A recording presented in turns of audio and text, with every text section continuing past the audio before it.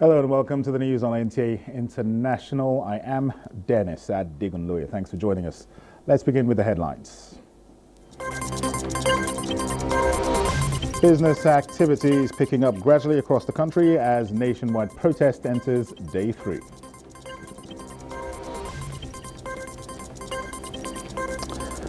U.S. Vice President Kamala Harris secures party's presidential nomination as Donald Trump agrees to debate in September.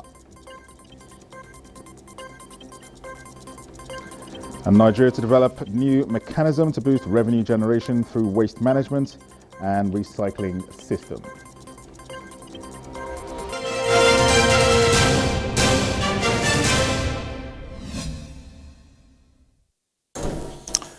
President Bola Tinubu will address the nation in a broadcast on Sunday, August 4th, 2024 at 7 a.m.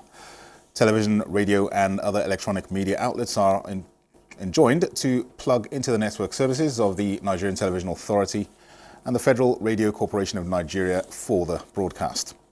The broadcast will be repeated on the network service of the NTA and the FRCN at 3 p.m. and 7 p.m. on Sunday. More businesses are picking up across the country with pockets of protests in some parts. Charles Alfred brings us an update on the situation across the country. In Abuja, respondents who went around the city on update report that opening of business premises are sketchy with security deployments to maintain law and order. Security personnel dispersed agitated protesters that converge at the Moshood Abiola Stadium, Abuja, on the third day of the nationwide protest. Meanwhile, security was beefed up at the stadium while other patrol vehicles were moving around the Federal Capital Territory to maintain law and order. Lagos State remains calm and peaceful as protesters, though fewer than the first and second day, gathered again at the Freedom Park, Ojota, the designated area for the protest. The presence of security operatives is still visible in a bid to protect the protesters, members of the public and infrastructure. Normal activities are gradually returning in Benin City, Edo State capital, after 2 days of nationwide protests that forced residents to close shops. Meanwhile, in Gombe State, normalcy has been restored after the violent protests that led to destruction of both public and private property. The Ijaw Youth Council Central Zone and students' unions of the various tertiary institutions in Bayo State have unanimously decided that it is in the best interest of students and the state to refrain from participating in the nationwide protest. Timinipriya Ohia reports that the students say the decision was reached after extensive consultations with stakeholders, noting that the protest was not in the best interest of the state and by extension, the Niger Delta region. Following the most publicized nationwide protest against growing economic hardship continues to take center stage, various groups have since distanced themselves from the proposed demonstration. Latest of such groups are the various student unions in Bayo State, such as the National Union of Nigerian Students, National Union of Bayo State Students, SUGs of all tertiary institutions in the state. Appeal to all students to respect this resolution and refrain from participating in the planned protest for now. Your cooperation and understanding is critical as we strive to ensure a safe and constructive path forward. But we as student leaders, our major priority is the safety of our students. But if peradventure they should go out to protest, I think it's done individually. But nevertheless, those people are not speaking for the voice of the student community. The NOPS, the NANS, the SUG Forum, and every other student communities. In a related development, the leadership of the Ijaw Youth Council, IYC Central Zone, also calls on the youth not to participate in the protest. The IYC has taken a position. And over the years, we have been agitating for resource control. We have been saying that the IOC should relocate to our region. No other ethnic nationality has joined us in this agitation. We have been saying that this West Road is bad. Nobody has said so. Nobody is saying that, yes, the job people is right. We are freedom fighters. We are not scared of protests and agitations. But by our level today, we are matured enough to understand the rightful protests and protest that is organized by faceless people and hoodlums. It is very clear that what is going on has political undertone. While acknowledging the hardship across the country, they maintain that they will rather exploit other meaningful avenues to avoid actions that could potentially lead to violence. In Yenagua, Timinipri, Ohia, NTA News. Chairman, Senate Committee on Police Affairs, Ahmed Abdul Hamid Malam Maduri, has commended the Inspector General of Police, Kayode Egbetokun, and his men for the professional handling of the ongoing nationwide protests. He gave the commendation in a statement in Abuja on Saturday. The senator praised the IGP and his men for their restraint, civility, and professionalism in responding to the protests, which he said are consistent with the best practices of modern policing. Senator Malam Maduri emphasized that there is need for the police to continue to adhere to the ethics of civil engagement as the protests continue. He called on all officers and men of the force to ensure that they do everything within their power to maintain law and order while respecting the rights of protesters.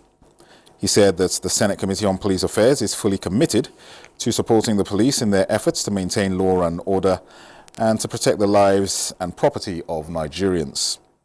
He also calls on citizens to continue to exercise restraint and engage in peaceful protests while urging them to work with the police to ensure that the ongoing protests do not degenerate into further violence and chaos.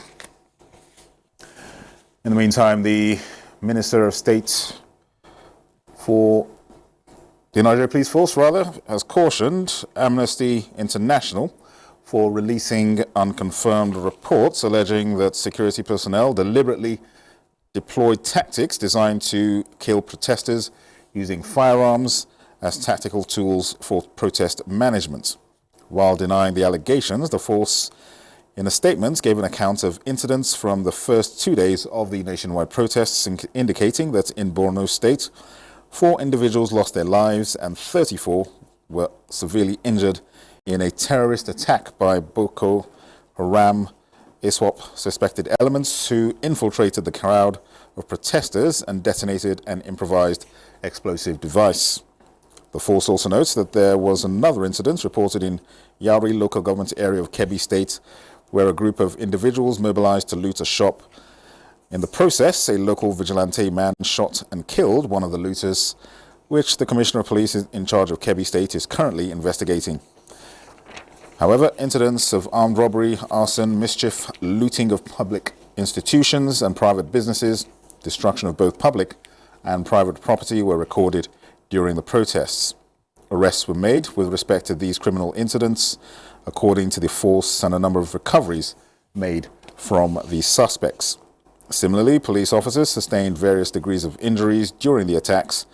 One of them who was initially reported dead, miraculously survived but remains in critical condition. The force says strategic deployments by the Nigerian Police Force in collaboration with other security agencies and the decisive clampdown on criminal elements exploiting the protests for unlawful activities has been highly effective in quelling tension and curbing the violence and anarchy witnessed on the first day of the protests. The force calls on Amnesty International to verify before going ahead to make unsubstantiated reports. Minister of State for Water Resources and Sanitation, Bello Mohamed Goronyo, has emphasized the importance of dialogue instead of violent protests. He was speaking at a stakeholders meeting in Abuja with zonal youth leaders of the All Progressives Congress from the 6 geopolitical zones of the country. Usman Zabiru has more. The nationwide protest, which was meant to be a peaceful protest against hunger and hardship in the country, turned violent in some states, resulting in the destruction of public and private property. This meeting at this crucial time is one of the measures taken by government officials doused the tension. Minister of State for Water Resources emphasized that the current economic challenges should not be attributed to present government, and it stems from mistakes made by various administrations, and this President Tinubu has failed to address. He reiterated government commitment to improving the living condition of Nigerians through various interventions. He therefore urged Nigerian youth to reject protests and embrace dialogue, assuring them that this government is a serious and responsible. Idea of a protest, because protest does not carry us anywhere. We have seen what happened during the NSAS riot, and then we have seen what is happening in Kenya. We have seen what is happening in Sudan, Bangladesh, and so many other countries of the world. And those who witness a lot of civil unrest in Nigeria can testify to you that it has never paid. National Youth Leader of All Progressive Congress APC, Bayo called on youth not to be used as agents of destruction. He appealed to Nigerians to give present administration time as the government will address all their demands. The United mostly agreed to reach out to various youth groups to engage them in constructive dialogue. In Abuja, Usman Zubair, NTA News.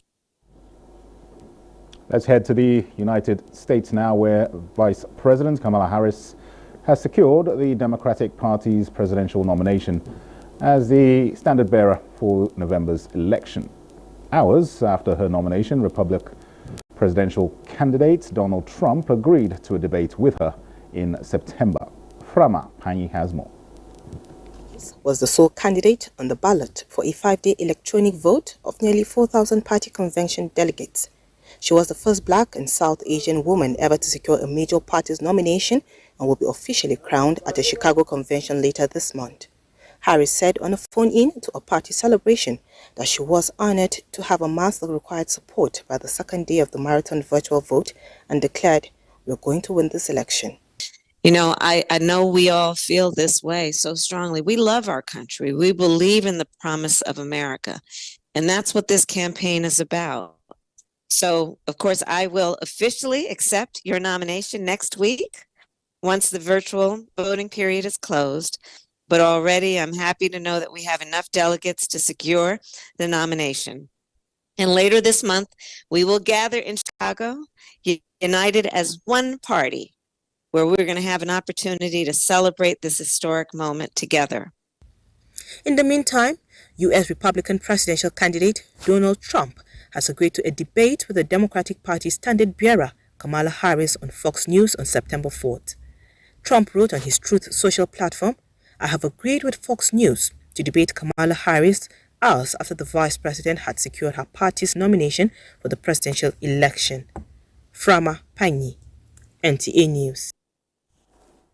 Meanwhile, a Tunisian politician, Abir Moussi, who has been jailed since October, on Saturday indicated her interest to run in upcoming elections through her lawyers.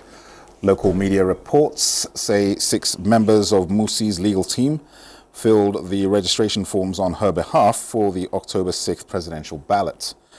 To be listed on the ballot, candidates are required to present a list of signatures from 10,000 registered voters with at least 500 voter signatures per constituency. A political analyst, Amin Karat, describes the criteria as an enormous number on securing endorsements from lawmakers or local officials. Moussi, 49, head of the Free Destorian Party and a former parliament member, was arrested on October 3rd in front of the presidential palace, where, according to her party, she came to file appeals against decrees issued by Said. She was accused of serious crimes, including attacks aimed at changing the form of government. You're watching the news on NTA International. We'll take a short break. More reports when we return. Stay with us. Nigeria, a land of rich culture and diverse voices,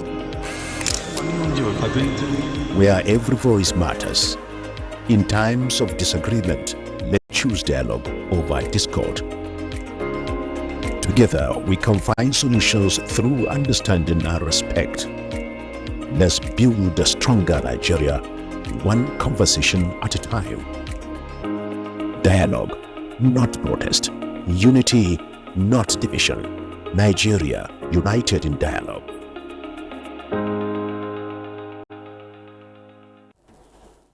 You're welcome back. The Sultan of Sokoto and President General, Supreme Council for Islamic Affairs, Mohammed Saad Abubakar, has urged Muslims in Nigeria to start looking for the new moon of Safar 1446 after Hijrah tomorrow. A statement signed by the Chairman, Advisory Committee on Religious Affairs, Sultanate Council Sokoto, Professor Sambo Oali Jenedu says Sunday 4th August 2024 is equivalent to 29th Muharram 1446 after Hijrah.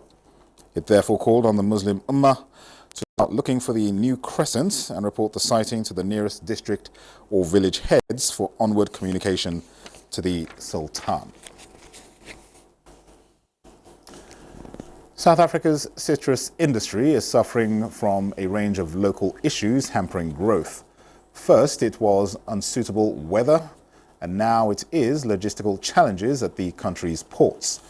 With these developments, a senior official at the Citrus Growers Association says it had to reduce its output projections for the year. South Africa is already battling it out with European countries over citrus exports. Now, 2 provincial ports are struggling to get fruit shipments off to other countries. It's been a series of events leading to the backlog, including bad weather. We are challenged at the moment around the productivity numbers through the terminals, as well as the equipment challenges that we're finding in the container terminals. So that's presenting quite a bit of a challenge for us on the logistics front, exporting citrus from South Africa. We also this year have had very particular weather disruptions. We've had quite a vast weather disruption in Cape Town in recent weeks, as well as in the Kucha port in recent weeks, and as well as Durban. Farmers too were hard hit by the adverse weather conditions, with flooding in the main growing areas. While a good harvest was recorded, it came in lower than initial estimates. 2024 has been a unique season, very strange. So we did our estimates in March this year to see what we would be exporting for the 2024 season. And at that point, our variety focus groups estimated that we should have 182 million cartons. In the last few weeks, that estimate has been redone, and the prediction now is that we'll be just over 165 million cartons. So that's a huge decrease. South Africa is the second largest citrus fruit exporter in the world. Many are concerned about lower revenues this season. We are getting through the bottlenecks that we had that were in the system, because we weren't able to export for about a week or two. But suddenly the weather has started to ease up and looks a bit more promising, so we should get through the bottlenecks at least this coming week or next week. In the meantime, South Africa has asked the World Trade Organization for a 2-panel dispute mechanism to help resolve the ongoing spat with the EU. Europe is insisting on increased phytosanitary requirements, which South Africa feels is unnecessary and expensive. It lodged a second complaint with the WTO 2 months ago, accusing the EU of using protectionist measures. Now, like many countries around the world, Uganda is trying to green its transportation sector and is putting its hope on electric vehicles. Such vehicles from China are now on sale in the country, but the government is promoting large-scale e-mobility with the production of electric buses. A quiet test drive through the streets of Bugolobi, a Kampala suburb. Simira James is thinking about buying a new vehicle and is weighing the option of going electric. According to what these people tell us, according to the cost, when you compare it with the fuel car, it is much cheaper. The EV market in Uganda is still in its infancy. The Revenue Authority says only 420 e-vehicle units were imported in the last financial year. And while there are ambitious plans to expand the market, a 25% tax on imported e-vehicles and hybrids could slow the growth.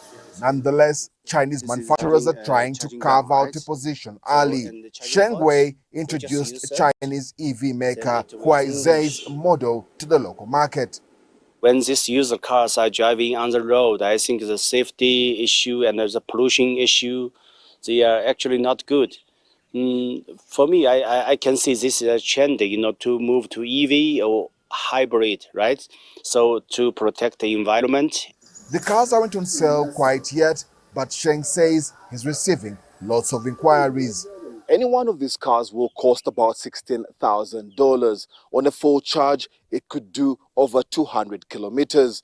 While the uptake is still slow, the prospect of seeing most of these on the roads is high. As Uganda makes the shift from combustion engines to electric vehicles, powering the cars will be essential. The government plans to install 2 public vehicle charging stations in the capital, Kampala. But private companies are already getting vehicle owners on the move. From our exhibitions and interactions with so many other individuals, people have willingly come to ask us what it takes, for instance, to invest in a heavy-duty charging station. So it means that people are seeing the potential.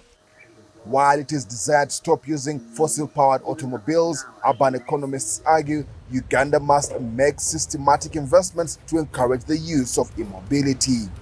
Electric vehicles themselves will not function without electricity. And as we all know who live here in Kampala, we still have major challenges with a stable power supply.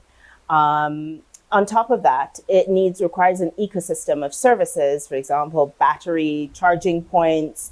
Uganda currently runs fully electric low-floor buses designed for urban transportation, which can go up to 300 kilometers on a single charge. The shift could be one that encourages Nsimire to own a private car to ease his errands about town. We're going to stay in Uganda, but this time on health-related matters. The country has detected its first 2 cases of monkeypox. The country's health ministry confirmed this on Saturday, a day after the African Union allocated $10.4 million in funding to combat the outbreak. Let's get more from Pani. The cases were discovered in the western border district of Kasese, in the towns of Mpondwe and nearby Bwera. Uganda's Director General of Health Services, Heri Mwenda, says findings indicate infections came from neighboring Democratic Republic of Congo. The cases were discovered in the western border district of Kasese, in the towns of Mpondwe and nearby Bwera. Uganda's Director General of Health Services, Heri Mwenda, says findings indicate infections came from neighboring Democratic Republic of Congo. He said 9 people are under medical surveillance following contact with the 2 confirmed cases. Kenya and Burundi last month reported 1 and 3 cases of Mpox.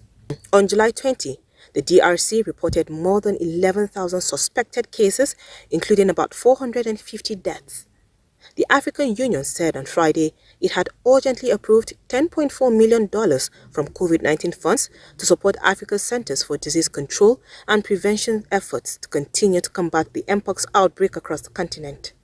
The funding for the Africa Centers for Disease Control and Prevention, CDC, will also boost actions by government and partners, the 55-nation AU said. In addition, the funds will help increase monitoring, laboratory testing, regional and national data collection, case and infection management, as well as access to vaccines. Similarly, the 8-member East African Community EAC urged governments to educate their citizens on how to protect themselves and prevent the spread of Mpox. Mpox, previously known as monkeypox, was first discovered in humans in 1970 in the DRC and has since then been mainly limited to certain West and Central African nations. Humans mainly contract the disease from infected animals from the consumption of bushmeat. The spike in cases driven by a new subtype dubbed Clade 2, which took over from Clade 1, prompted the World Health Organization to declare the disease a public health emergency in international concern in July 2022.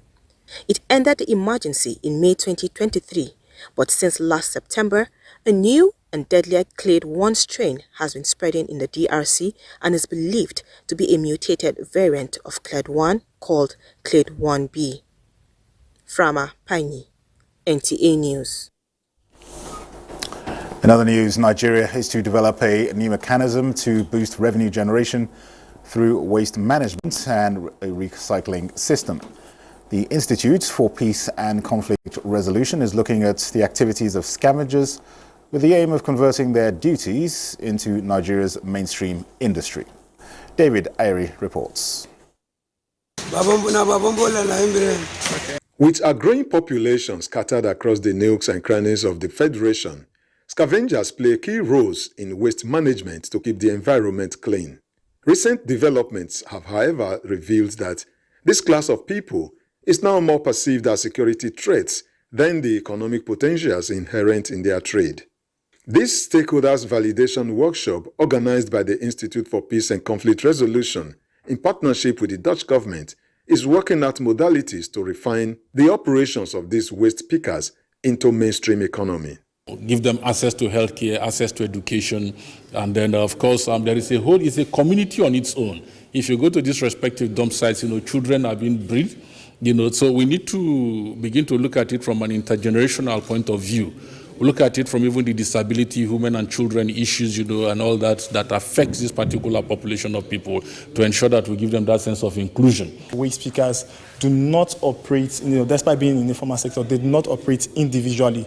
They do have a community, they do have a task force, so there needs to be that synergy with law enforcement agencies to work with the task force in various dump sites and to see how to address issues around crime, theft, vandalism, and among many other things.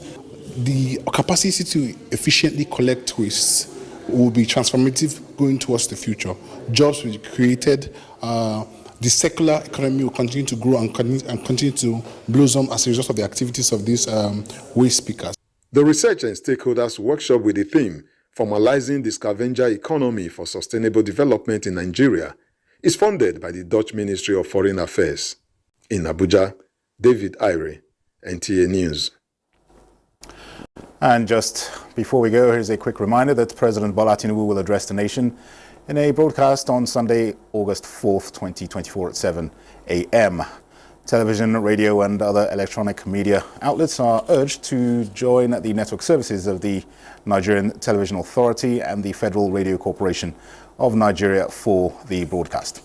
There will also be a repeat on the network service of the NTA and the FRCN at 3 p.m.